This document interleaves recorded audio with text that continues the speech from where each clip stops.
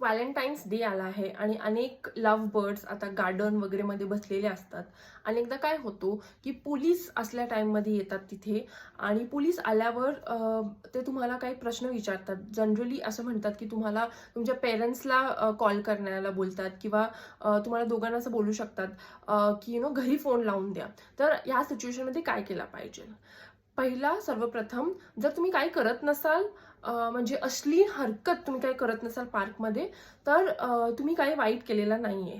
पण ज्यावेळेस पोलीस असं म्हणतात की तुम्हाला घरी कॉल करून द्या, घरच्यांना फोन लावून द्या, तर शांत राहा.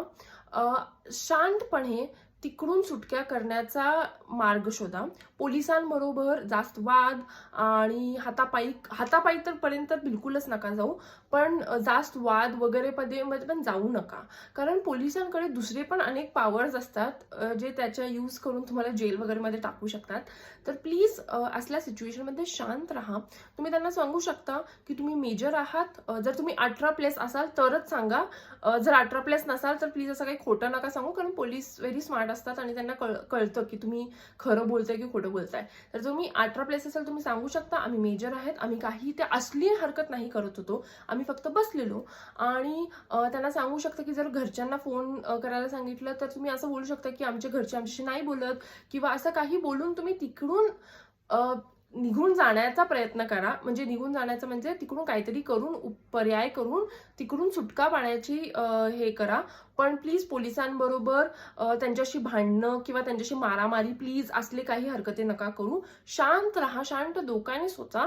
आणि मी तर सांगेल की असल्या दिवशी तर प्लीज नकाच भेटू असल्या पब्लिक प्लेसेसमध्ये, म्हणजे पार्क्समध्ये स्पेशली. कारण पोलिस जनरली वेट करतात 14 फेबसाठी की ते पार्कमध्ये जाऊन लोकांना अरेस्ट करू किंवा पकडू. तर प्लीज तुम्ही पण ध्यान द्या आणि प्लीज पोलिसांबरोबर हातापाई किंवा असले काही भांडणं वगैरे नका करू, कारण हे तुम्हालाच तुम्ही स्वतःलाच ट्रबलमध्ये घालून घेतील.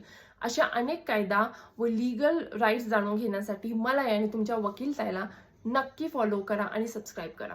जय हिंद, जय महाराष्ट्र.